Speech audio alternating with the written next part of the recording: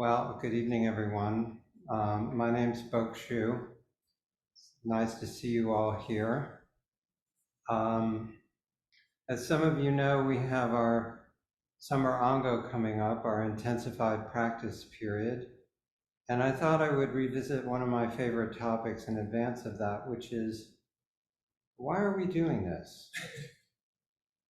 Why are we here together like this, online? It's great to see everyone online as well, and in person. I'm sure you have some idea of what you might be doing here, and I don't want to interfere with your ideas, but I'll add my own and other people's ideas, so you can just kind of throw it into the blender and see what happens for you with that. So one of my favorite things to try to blow up is this idea of being a better person.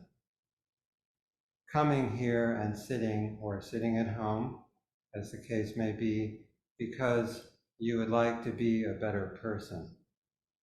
I mean, that sounds very nice, and I think based on our social programming, all of us would like to be better people. But can you tell me what that would look like? Is there anyone who has the standard of behavior, the personality that we all can agree on as being a better person? The question answers itself. But in addition to that, I would ask you, if we are all so flawed, and believe you me, I see myself that way. If we are all so flawed, how are we flawed beings to design a program of improvement? How are we to figure that out? It's like asking a broken watch to tell the time correctly. Well, twice a day it does, but you wouldn't wear it on your wrist, would you? So, if it isn't to become a better person, what might it be that brings us here? And I'd like to read from a very esteemed master, Kodo Sawaki Roshi, and let's see what he thinks. See if I can do this. Take my glasses off without displacing the ever-important microphone. So Sawaki writes, Jijuyu Samadhi is zazen that comes to nothing. You have to forget any results of your effort. Results-oriented practice is merely an enterprise, a business. Monks say they have no time to do zazen. I always say zazen is an activity that comes to nothing. There is nothing more admirable than this activity that comes to nothing. To do something with a goal is really worthless. So for Sawaki Roshi, Zen is good for nothing. It's a very clever aphorism. You can look at it in multiple ways. It is itself rather a koan. But what is this nothing that he's talking about? If you knew what nothing was, what would you do with it? Could you sell it? Could you kick it down the road like a can? Is this nothing something? Is there something to this nothing that Sawaki is talking about? He doesn't really give us a hint of what that might be. For me, I think we need to look at what's between the nothing of Sawaki and the something of utilitarian Zen. The utilitarian, I want to be better and therefore I will do this meditation thing. So that very transactional view is on one end of the spectrum, and Sawaki Roshi is on the far other end of the spectrum. Just sit. I mean, I do appreciate Sawaki's sit and trust the practice.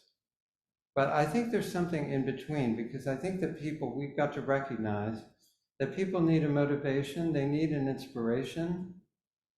I think that that's a common need.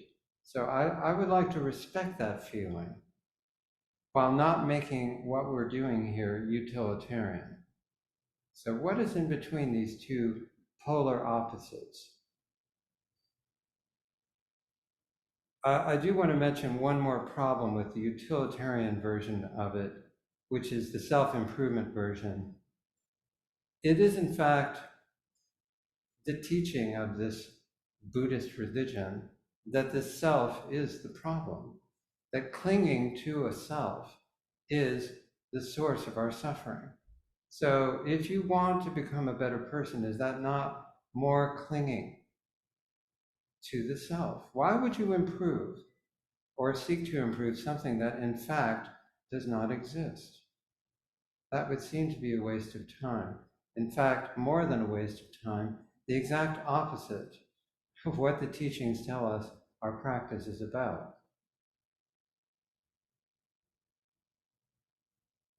So,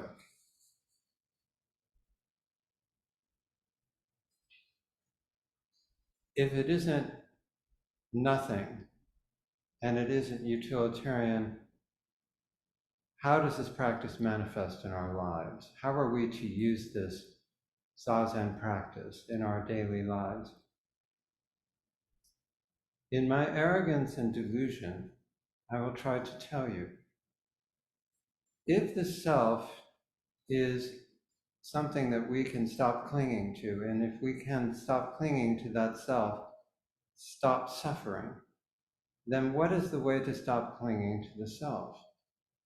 That would seem to be the key to this practice. And I think that the way to stop clinging to the self is to get to know it and to become more comfortable with it. Because if you're more comfortable with something, aren't you much less inclined to wrap your hand around it and hold it as tightly as you do now? The identity that you carry with you, this is me, I'm this kind of person, this is how I am. Those kinds of ideas are very prone to cause suffering. And they cause a lot of suffering. I mean, just look at the political landscape. People asserting their opinions at the exclusion of others. Tremendous conflict in our country right now, in the United States, because people are so prone to assert their views as the truth and to hold themselves up as defenders of the truth. And that is a prescription for tremendous pain, and it is causing tremendous pain. So clearly that's not the way to solve our problems. Our problem is the self, and defending and building up the self, and defending and building up the opinions that we use to define who and what we are. And if we can let those go, even a tiny bit, even for a moment, every day, we'll be causing less suffering for ourselves and others. As Dogen put it in his Genjo Koan, to study the self is to forget the self. To forget the self is to be actualized by the myriad things. When actualized by myriad things, your body and mind, as well as the bodies and minds of others, drop away. To forget the self. It's right there in our founding teacher and what he says. But this is all rather theoretical. So let me bring it into something more tangible and real life. An event that I recently experienced. I live in Greenwich Village, which is generally considered to be a pretty fancy neighborhood, very safe, quote unquote.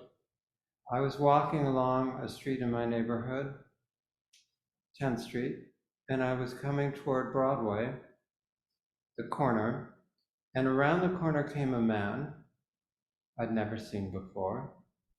And it was just so happened that we were in this relationship where we really had no time to adjust how we were moving. And this happens everywhere all the time in crowded cities, people coming upon each other quite suddenly. So I stopped to avoid a collision, and he stopped And then what happened was very unexpected. He was at an angle to me. I was facing east, he was facing northwest. So my goal at that moment was to walk around to pass behind him, thinking that he would continue on his way and we would then avoid any contact or collision. But that is not what he had in mind. What he had in mind was quite different. He turned toward me, put his hands on my shoulders, and pushed me as hard as he could backward onto the ground. And then he just walked away. There were no words exchanged. I wasn't asked for money. He wasn't homeless. That was the first thing the cops asked me was he homeless? Like somehow that was the key to everything.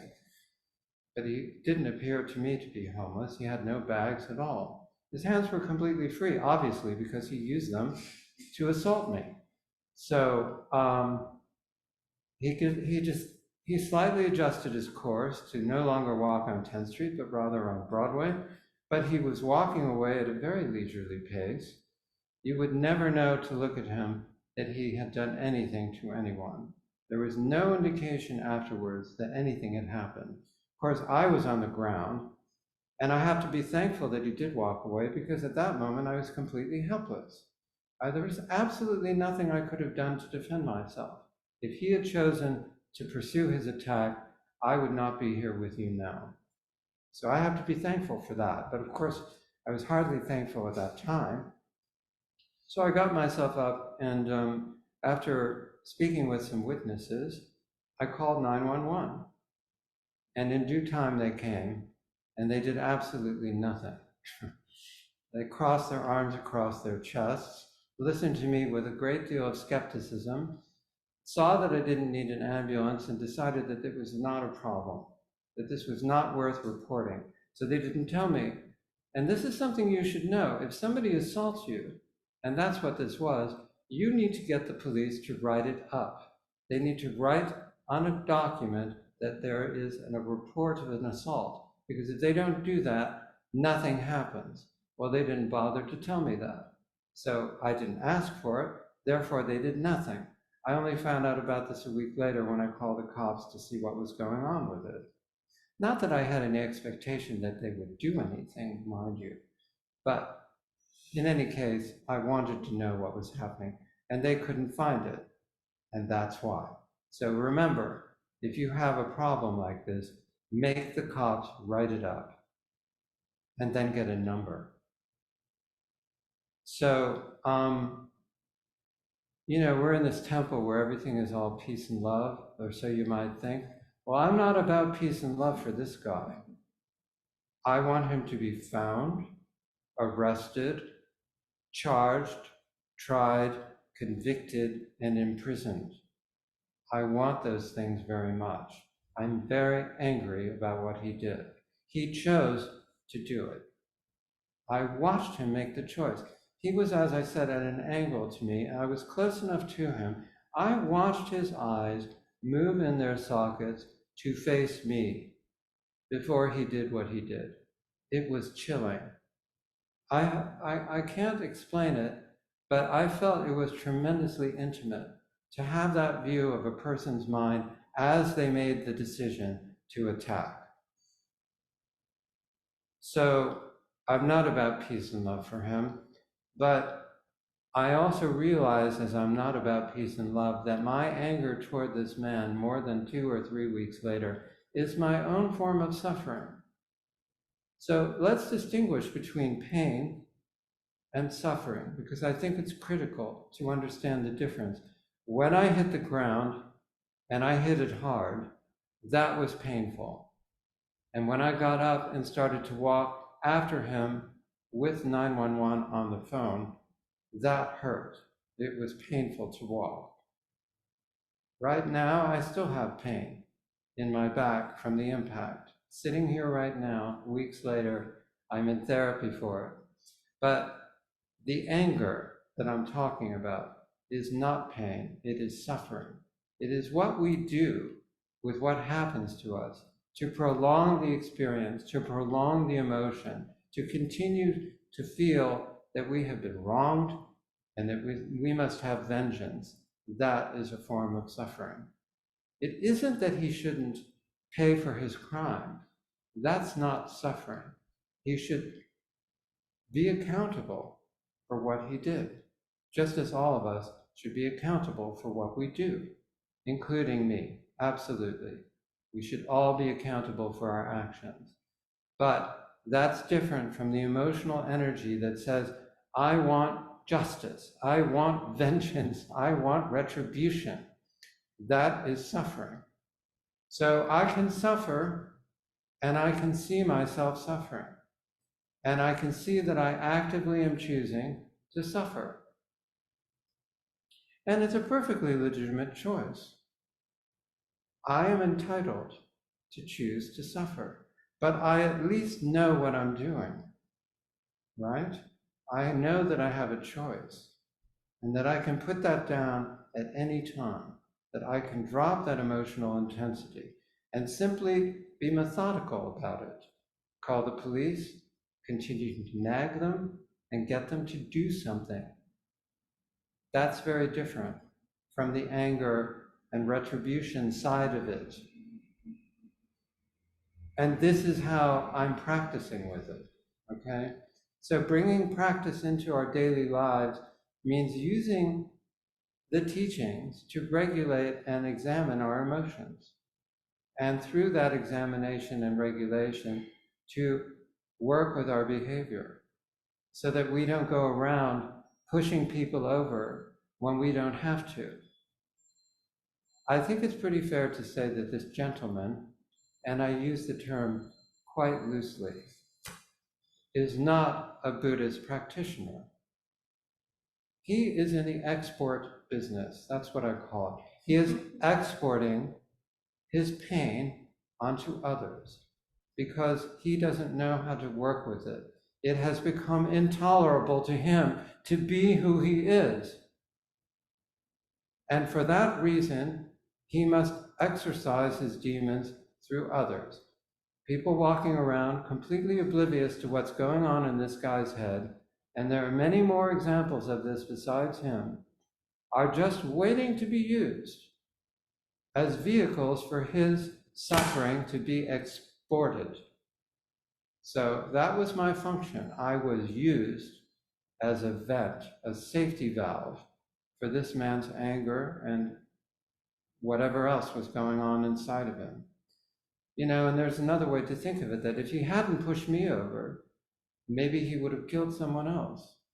Someone who really offended him, someone who really did something that triggered him instead of just being in his way. Someone who had made a remark to him. He could have acted out in a far more harmful way. I'm not saying I want to be pushed over just to spare someone else that, but it's quite possible that I saved a life by getting in the guy's way. And who knows what he's done since. But what he probably hasn't done is sat down on a cushion and looked at his mind and dealt with his own problems himself. And that is what we're here doing. And why are we doing it? Not to become better people, but to reduce suffering, to prevent harm.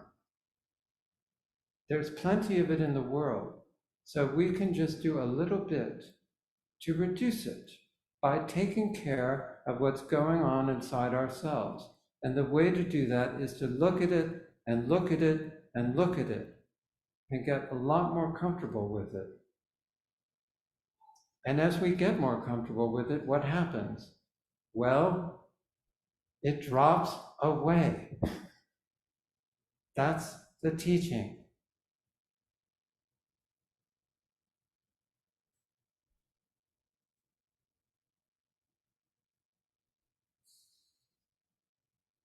Well, I've really jumped ahead. Once I get on a roll, there's no stopping my mouth. Okay. So I want to bring up another aspect of the teaching that we talk about a lot. which is non-separation. So I don't see myself as separate from this guy. And at the same time, I don't see myself as the same as him. So there's a real art and tension in this.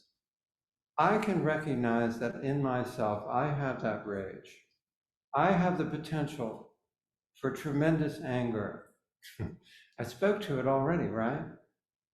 It's not that it's foreign to me.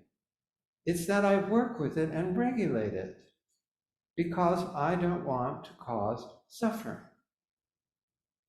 I'm not interested in being a good person. I'm really not interested. That is the road to hell. I can think of so many times where I've sweated bullets over what someone thought of me, or what I did, or what I said, and tormented myself over that. That's a waste of time. But I can get behind the idea of preventing harm and suffering. That I can get enthusiastic about. And the way to do that is not only to look at our own conduct and thoughts on the cushion, but to also not separate from the conduct and thoughts of others. And we would love to blame them, wouldn't we? I mean, it would be so easy for me to sit here and talk about how evil that man was and how terrible what he did was, and God knows what else he's doing, and go on and on about his demented behavior. But that is too easy. That lets me off the hook completely, doesn't it? Not that I'm to blame for that incident, not at all. But if I'm not looking at what's going on in here and just pointing the finger at someone else, I'm not doing the work. That's just more suffering. The blame is just going to make more people suffer. He's rough, you know, it's a fair bet that he's walking around thinking pretty bad stuff about himself, okay? Not that I feel any particular sympathy for him, but does he really need more retribution and shame? He's probably covered with guilt and shame already. That's probably why he did what he did. I mean, what was it really? Did his mommy not love him? Did he not have a girlfriend? Did he lose a girlfriend or a boyfriend? Did he lose his job? Or was he just having indigestion? Who knows what it was? But he wasn't working with himself, and he wasn't connecting with me. He saw me as separate. He saw me as disposable. There's a person in my way. I'm going to move them by force out of my way. And you can only do that with someone who's separate from you, who you can't identify with, who you see as disposable.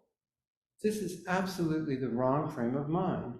So we are not only looking at ourselves deeply, intimately, compassionately, persistently, relentlessly looking at ourselves, but we are also not turning away from or disconnecting from what we see in other people. Other people, even our own way of referencing it, speaks to the separation idea. But as we call them other people, look at the connection. Don't deny the connection. Don't be superior. Don't be moralistic. It's pointless. So I'm not separate from him. I'm not separate from the people who stopped. There's a couple, they stopped. The man didn't want to stop. The woman did. It was so interesting. Even as I was in pain on the sidewalk, I was noticing the difference in their responses. And then I had a conversation with them. I'm not separate from the people who didn't stop. How many times have we seen somebody acting out on the street and said, oh, that's too much. I can't get close to that. I don't want to be involved. I think we've all had that experience. So I'm not separate from those people. I'm not separate from the cops and their skeptical regard for me and their lack of action, their incredible, offensive indifference to my problems.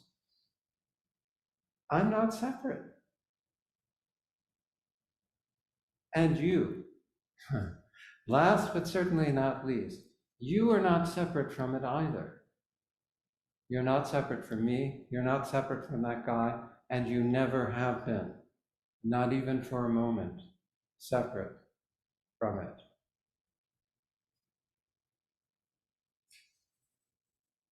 So why does our practice demand non-separation? It's because it's factually correct. It is accurate to say that we are not separate from one another. And we are about, I think that we're about the truth. Some version of it anyway. And the truth is we're not separate. So we'd better get on the bandwagon of not seeing ourselves as better than, less than, separate from, and so on.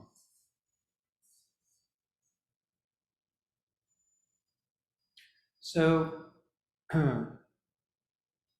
I've talked about suffering and I've talked about non-separation. And if you look at our koan literature, you see that many, if not most of our koans are about those very things. There's a koan that came up for me when I was thinking about what happened, and I'd like to share it with you. It's case 97 of the Blue Cliff Record, the Diamond Cutter Scriptures, Scornful Revilement. The koan goes like this. The Diamond Cutter Scripture says, if one is scornfully reviled by others, this person has done wicked acts in previous ages, which should bring him down into evil ways. But because of the scorn and vilification by others in the present age, the wicked action of previous ages is thereby extinguished. Karma, right? That's what this is talking about. We don't talk about karma very much in Zen, but this koan really is squarely pointing at karma. So when I was pushed to the ground, was that me being scornfully reviled?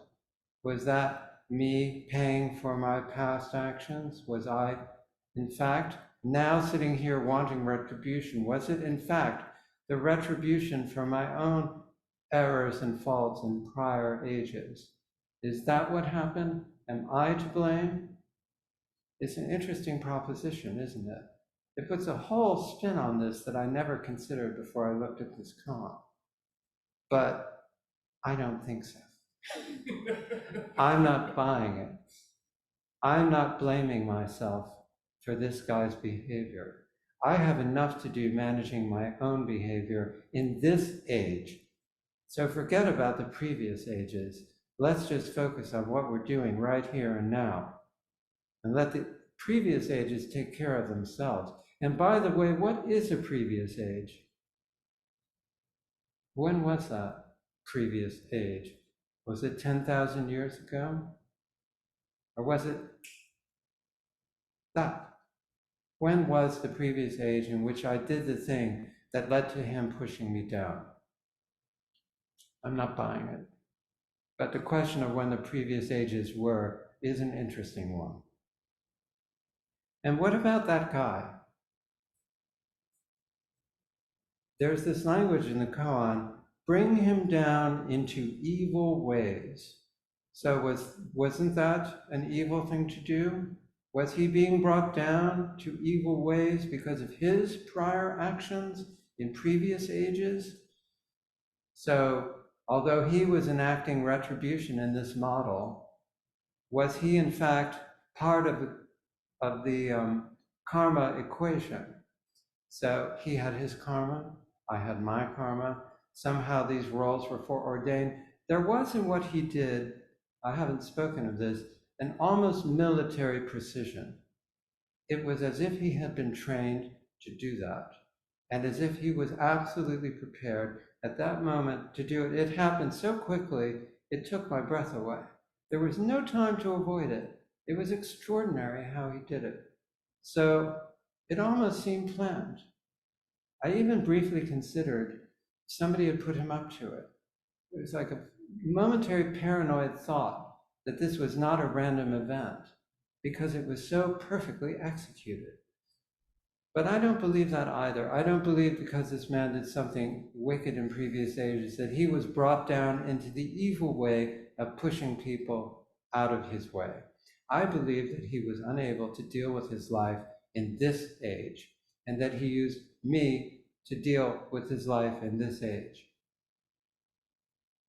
But if he wandered in here, right now, I get off this platform and I teach him to sit, because that is how he could heal himself and stop causing harm. I wish he would. I wish he would walk right in here. I'm not sure I would welcome him with open arms, but I would teach him how to sit. I might get the Kiyosaku out and give him a whack as well. We'll have to see. If it ever happens, I'll let you know.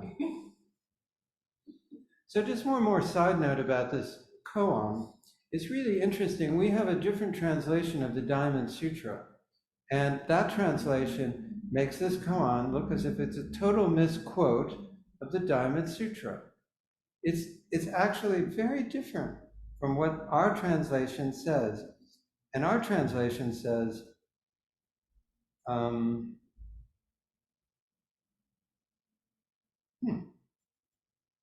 I don't have it.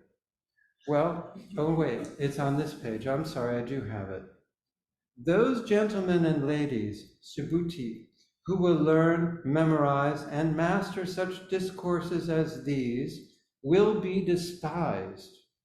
They will be roundly despised. Whatever acts leading to perdition those living beings have done in former rebirths, through being despised, they will in this life exhaust the demeritorious acts of their former rebirths, and they will attain the awakening of a Buddha. So this is very interesting. The Diamond Sutra is actually saying that if they memorize and pronounce the sutra, they will of necessity be despised. And that in that event, their karma will be absolved. It's not about just being pushed down on the sidewalk. It's about memorizing and pronouncing the Diamond Sutra, and then when you're pushed down on the sidewalk, you get your karma fixed for you. So I'm out of luck, because I didn't memorize or recite the Diamond Sutra before the guy attacked me. So I guess I'm stuck with my karma until I do that. But it's interesting that the koan leaves all of that out. I find that fascinating. I'm not quite sure why it did that, but obviously it had an intention. So Koto Sawaki obviously had a teacher, and I'm not sure where I found this, but his teacher said, if you don't look at the evil in others, you are free. And I have to tell you, I disagree with that profoundly. I think we must look at others and see the evil in them and connect with it.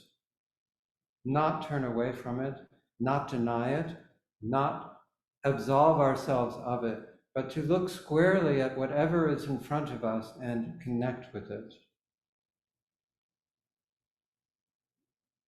So this recalls a quote by Dogen, which I think is more appropriate.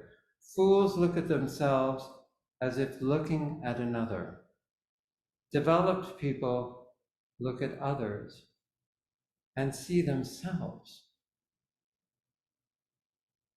That's very powerful when someone harms you to realize that they are actually part of yourself.